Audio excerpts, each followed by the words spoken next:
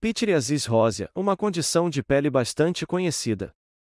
Muitas pessoas se preocupam ao ver seus sinais. Mas o que exatamente é essa condição? O que a causa? Quais são os seus sintomas? É uma doença crônica e de longo prazo? Ou é apenas uma condição temporária que desaparece sozinha? Quando ela some, deixa marcas na pele. É contagiosa, pode passar de uma pessoa para outra? Quais são as etapas de tratamento que os médicos geralmente recomendam? E quais são os cuidados mais importantes para quem está com essa condição? Fique comigo, e vamos explicar tudo em termos simples e claros.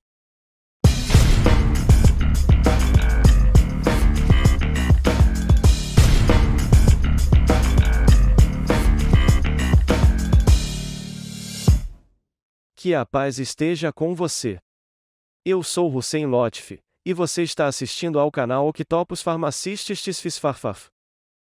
Seja bem-vindo a mais um episódio da série A Derma de A a Z. Para começar, aqui estão os tópicos que vamos abordar no episódio de hoje. Se você estiver procurando um assunto específico, pode voltar o vídeo até o segundo minuto. Mas se quiser saber tudo sobre pitiriasis rósea, ou rosácea, fique comigo, do primeiro ao último minuto.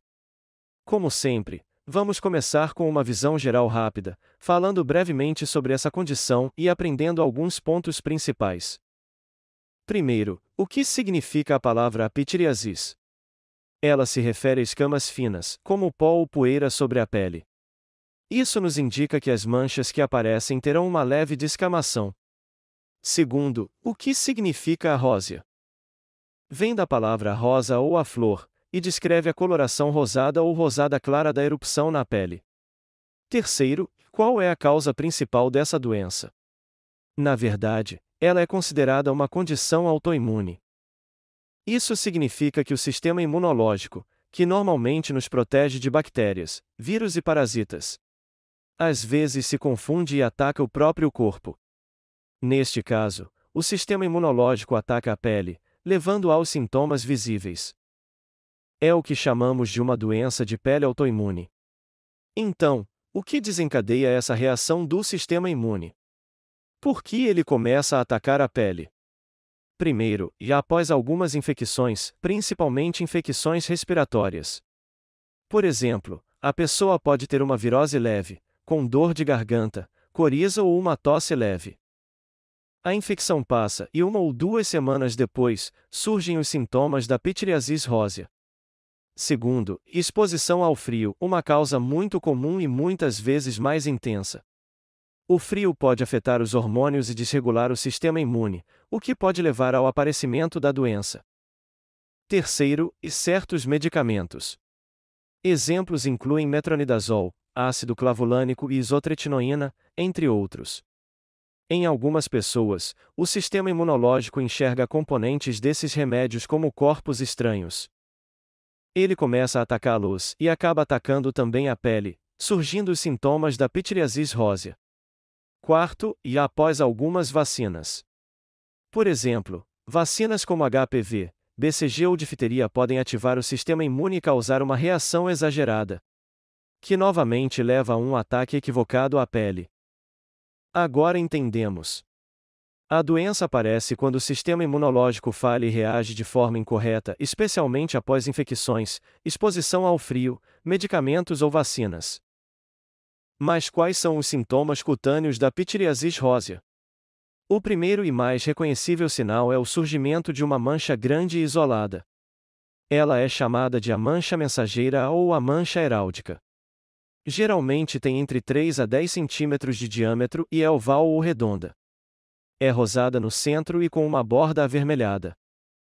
Ela costuma aparecer no tórax superior, costas ou abdômen, geralmente entre o pescoço e a cintura. A superfície da mancha tem escamas finas e secas, uma leve descamação, como um pó polvilhado. É isso que o nome descreve. Depois de cerca de 2 semanas, aparecem manchas menores, com formato semelhante, mas tamanho reduzido, entre 0,5 a 1 centímetro.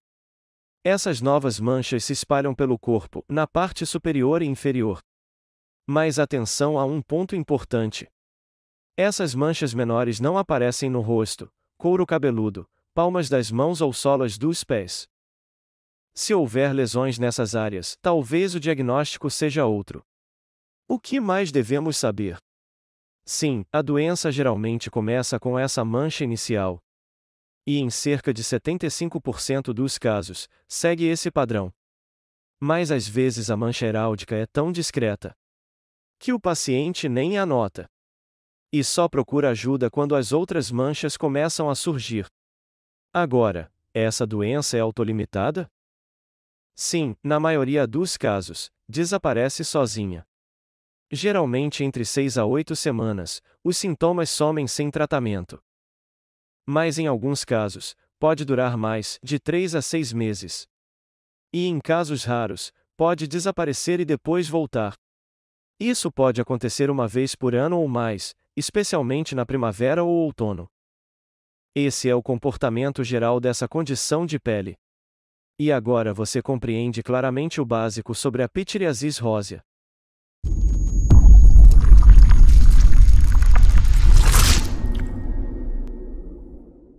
Segundo título, e é um dos mais importantes. Quais são as doenças de pele mais importantes que podem ser confundidas com a pitiríase rósea? Existem duas doenças muito comuns que podem se parecer bastante. A primeira é um tipo de psoríase chamado psoríase gutata. É uma forma especial de psoríase que aparece com frequência em crianças, geralmente após uma infecção respiratória. E essa é a primeira condição que pode se assemelhar à pitiríase rósea. A psoríase gutata costuma surgir no tórax ou nas costas, e essas também são regiões onde a pitiríase rósea pode aparecer. A palavra gutata significa em forma de gota, porque as lesões aparecem como pequenas manchas em forma de lágrima na pele. Somente pela aparência, essas manchas podem lembrar muito a pitiríase rósea. Mas preste muita atenção. A psoríase gutata geralmente se apresenta como pequenas placas duras em forma de gota. E tende a surgir de forma repentina, embora também seja rara na primavera ou no outono, tal como a pitiríase rósea. Então, como diferenciar as duas? Primeira e mais importante dica: verifique a textura da lesão. Na psoríase gutata, a mancha é áspera, espessa e com escamas. Mas na pitiríase rósea, a descamação costuma ser fina e leve, sem espessura ao toque. Segunda dica: na pitiríase rósea, é comum vermos primeiro uma mancha maior, chamada mancha heráldica, seguida por lesões menores. Essa lesão grande não aparece na psoríase gutata. Terceira dica: as lesões da psoríase gutata costumam ser duras e espessas. Mas na pitiríase rósea, a descamação é leve e delicada. No entanto, atenção! Em alguns casos leves de psoríase, a descamação também pode parecer leve. Então esse ponto isolado não é suficiente para fechar o diagnóstico. Com base nesses 3 pontos principais, conseguimos geralmente distinguir entre psoríase gutata e pitiríase rósea. Mas e se ainda houver dúvida? Nesse caso, faz-se uma biópsia de pele. Uma pequena amostra é retirada da área afetada e analisada ao microscópio. Um método chamado histopatologia, que mostra claramente se é psoríase ou pitiríase. A segunda condição que pode ser facilmente confundida com a pitiríase é a tinea corporis, um tipo de infecção fúngica que afeta o corpo. Como já mencionamos antes, a tinea tem várias formas. A que afeta a superfície do corpo é chamada de tinea corporis. E costuma aparecer como manchas circulares ou em forma de anel, que podem se parecer com as da pitiríase rósea. Como diferenciá-las? Você pode usar 4 ou 5 pistas simples que facilitam essa distinção. Primeira: analise o histórico do paciente. Na pitiríase, é comum haver uma infecção viral recente, vacinação ou uso de algum medicamento. Já na tinea, as causas são outras. Existem 3 principais formas de transmissão da tinea. 1. Contato direto com uma pessoa infectada. 2. Contato com animais, como gatos, cachorros, vacas ou ovelhas. 3. Autoinoculação, quando a infecção se espalha de uma parte do corpo para outra. como de entre os dedos dos pés para o tórax. Segunda dica: observe o centro da lesão. Nas duas condições, a lesão começa pelo centro. Mas na tínia, ela se expande lentamente para fora. Enquanto na pitiríase rósea, o formato geralmente se mantém estável. Terceira dica: com o tempo, o centro da lesão da tínia tende a clarear. Um processo chamado resolução central, deixando uma borda vermelha e elevada. Na pitiríase, o centro da lesão costuma permanecer uniforme, sem clareamento. Quarta dica: a tínia pode se apresentar com uma, duas ou várias manchas, assim como a pitiríase. Mas à medida que a tínia avança, as manchas podem se unir e formar áreas maiores. Esse agrupamento e expansão não ocorrem na pitiríase rósea. Suas lesões permanecem do mesmo tamanho e em quantidade fixa. Quinta dica: observe as bordas da lesão. Na tínia, a borda costuma ser elevada, escamosa e bem definida. Com coceira ou irritação, uma reação fúngica típica. Na pitiríase, a borda também é visível. Mas não tão elevada nem tão irritada quanto nas infecções fúngicas. Sexta dica: na pitiríase rósea, é comum aparecer primeiro uma mancha heráldica, uma lesão única e grande, seguida por outras menores. Esse padrão não ocorre nas infecções por tínia. Independentemente do tamanho ou número das manchas, a tínia sempre segue um padrão de crescimento fúngico. Ainda está em dúvida? Sem problema. A solução mais simples é raspar um pouco da lesão da pele e examinar com um teste fúngico, preparação com CO. Se houver elementos fúngicos, é tínia. Se não houver, então o diagnóstico mais provável é pitiríase rósea.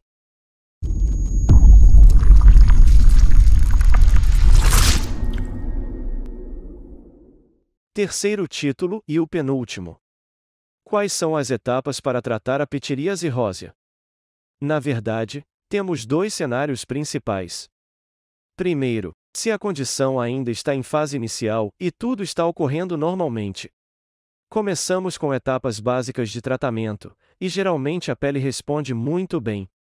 Segundo, se tentarmos essas etapas básicas e não houver melhora, ou se os sintomas desaparecerem e depois voltarem, isso geralmente indica que estamos lidando com um caso resistente. E precisamos passar para opções de tratamento mais avançadas.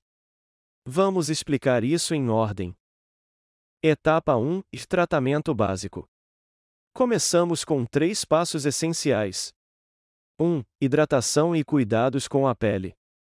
Isso significa usar sabonetes suaves ou limpadores sem fragrância. A marca não importa, o importante é que o produto não tenha perfume e seja seguro para a pele sensível. Ao lavar a pele, evite usar panos ásperos, eles podem causar irritação. E, ao secar, dê leves batidinhas com a toalha em vez de esfregar. Depois de secar, aplique um hidratante sem perfume, novamente, adequado para peles sensíveis. Por que insistimos em a sem fragrância? Porque fragrâncias podem aumentar a irritação e a sensibilidade, principalmente na pele inflamada.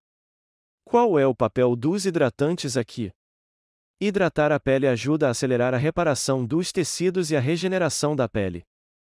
Também ajuda a prevenir descoloração após a cura das lesões, uma condição chamada hiperpigmentação pós-inflamatória, HPI. Isso significa que após a inflamação, a cor da pele pode mudar, ficando mais escura ou mais clara do que antes. O que causa isso? Como essa é uma doença autoimune, o sistema imunológico pode afetar os melanócitos, ou ativando-os em excesso, levando a manchas escuras, ou danificando-os, causando áreas mais claras. Por isso, manter a pele bem hidratada durante a recuperação é tão importante. 2. Corticoide tópico, cremes ou soluções esteroides. Existem várias formas de corticosteroides tópicos, como betametasona, hidrocortisona ou mometasona. Se estiver usando uma solução de corticoide, Ela pode ser misturada ao hidratante. Use cerca de 15 ml do esteroide para 200 a 250 ml de loção. Aviso importante: corticosteroides tópicos não devem ser usados por mais de um mês sem supervisão médica. O uso prolongado pode causar efeitos colaterais como afinamento da pele, atrofia, vasos sanguíneos visíveis, descoloração da pele, crescimento excessivo de pelos, imunidade local enfraquecida. E qual é o benefício do corticoide? Ele ajuda a reduzir a hiperatividade do sistema imune, que é a raiz do problema em condições autoimunes como essa. Tem medo de corticoide? Você pode usar loção de calamina como alternativa. Ela acalma, reduz a coceira e ajuda a controlar a inflamação. Mas a calamina pode ressecar a pele, então prefira fórmulas modernas, que combinam calamina com hidratantes. Porém, na maioria dos casos, o corticoide tópico continua sendo mais eficaz. Aplique uma ou duas vezes por dia, especialmente após o banho e secagem. 3. Antihistamínicos. São usados para aliviar a coceira. Você pode administrar um antihistamínico não sedativo pela manhã, de segunda ou terceira geração, para que o paciente permaneça ativo sem sonolência. À noite, pode-se usar um antihistamínico de primeira geração para melhorar o sono do paciente. E se o tratamento básico funcionar, mas a condição voltar ou não melhorar de forma alguma? Nesse caso, o paciente precisa consultar um dermatologista, pois agora é considerado um caso resistente. Etapa 2. Opções avançadas para casos resistentes. Aqui, o dermatologista tem 3 opções principais. 1. Fototerapia, tratamento com luz ultravioleta. Sessões de UVB podem ser usadas para suprimir o sistema imune na pele. Como é uma condição autoimune, a luz UV ajuda a interromper ataques locais do sistema imunológico. No entanto, a fototerapia só funciona nas áreas tratadas. As partes da pele que não são tratadas podem desenvolver novas manchas. Outro problema: após a fototerapia, muitos pacientes desenvolvem pigmentação escura nas áreas expostas. Por isso não é usada como primeira escolha, apenas nos casos resistentes. 2. Corticoides orais. Essa abordagem geralmente não é recomendada.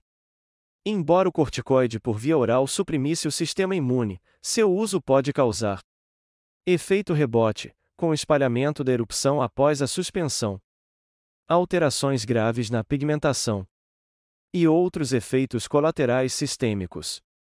Portanto, mesmo que pareça lógico, corticoide oral é normalmente evitado nesta condição. 3. Tratamento antiviral.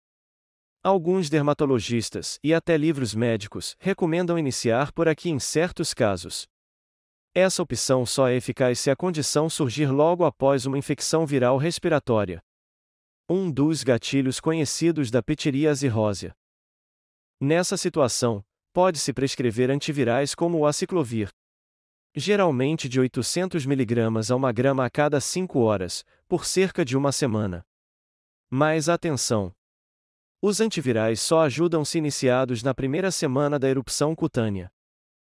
Eles podem impedir que a erupção se espalhe, reduzir sua intensidade e prevenir a hiperpigmentação pós-inflamatória de longo prazo. Independentemente da opção avançada escolhida pelo médico. Os cuidados básicos com a pele, limpeza suave, hidratação, evitar perfumes, corticoide ou calamina quando necessário, continuam sendo essenciais e devem ser mantidos durante todo o tratamento.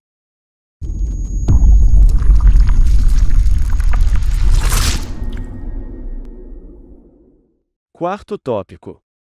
Quais são as orientações mais importantes que o dermatologista deve dar a um paciente com pitiríase rósea? Temos 4 ou 5 instruções simples, mas que são extremamente importantes. Vamos analisá-las uma por uma. Primeira orientação: o paciente precisa entender que a pitiríase rósea é uma doença autolimitada. Ou seja, ela desaparece sozinha, sem necessidade de um tratamento agressivo. Como mencionamos antes, a erupção costuma durar de 6 a 8 semanas. Então, por que tratamos? Para acelerar a recuperação, aliviar o desconforto e evitar lesões ou manchas na pele depois. Segundo a orientação, o paciente deve saber que essa condição pode ir e voltar. Ela pode sumir e depois reaparecer novamente. Essa recorrência é normal e, na maioria das vezes, acontece na primavera ou no outono. É importante tranquilizar o paciente, e isso é esperado e não é perigoso. Terceira orientação. Deixe bem claro que essa doença não é contagiosa. A pessoa pode levar uma vida completamente normal. Não precisa se isolar. Não precisa lavar suas roupas separadamente. Não há risco para a família, filhos ou parceiro. Se surgir outra infecção, provavelmente é uma condição secundária. E não a pitiríase rósea original. Quarta orientação: evitar coçar ou descamar a pele com as unhas. Por quê? Porque isso pode causar lesão na pele, hiperpigmentação, ou até infecções bacterianas secundárias, especialmente por germes sob as unhas. Por isso, é importante manter as unhas cortadas regularmente, não cutucar a pele, e usar roupas leves, macias e respiráveis, para evitar atrito e irritação. Quinta orientação: evitar tudo que possa aumentar a irritação da pele ou a proliferação de bactérias, como roupas grossas ou apertadas, loções ou hidratantes com perfume, exposição solar intensa ou calor excessivo, que aumentam o suor e a irritação, sabonetes perfumados ou produtos químicos agressivos na pele. Prefira sempre produtos suaves e sem fragrância, como explicamos na parte do tratamento. Sexta e última orientação. Existem muitos sites e rumores online que falam sobre alimentos que causam ou curam a pitiríase rósea. Mas, na prática, não há nenhuma evidência científica sobre isso. Não existem alimentos específicos que provoquem ou tratem essa condição. O paciente pode comer normalmente, mas, como em qualquer questão de saúde, é melhor manter uma alimentação equilibrada. Com essas orientações, o paciente estará bem informado, tranquilo e confiante para lidar com a condição de forma segura, sem medo ou confusão desnecessária.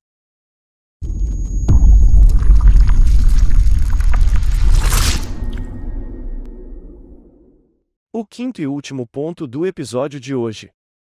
Quem são as pessoas com quem o farmacêutica nunca deve iniciar o tratamento, nem mesmo com medicamentos simples? Esses são os casos que chamamos de sinais de alerta. E é muito importante evitar qualquer tratamento, a menos que você seja um especialista. Vamos explicar os dois exemplos mais importantes. Primeiro, mulheres grávidas. Por quê? Porque a pitiríase rósea não é uma simples erupção cutânea durante a gravidez. Alguns medicamentos, até os mais leves, podem atingir o útero e causar contrações uterinas, o que pode levar a sangramento, ou até aborto espontâneo, em casos raros.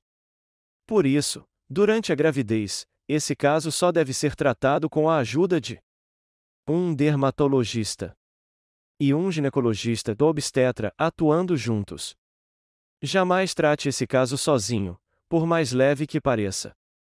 Segundo, pessoas com problemas no sistema imunológico. Qualquer pessoa com doenças autoimunes ou imunossupressão. Não devemos iniciar tratamento para pitiríase rósea sem uma avaliação médica completa. Por quê?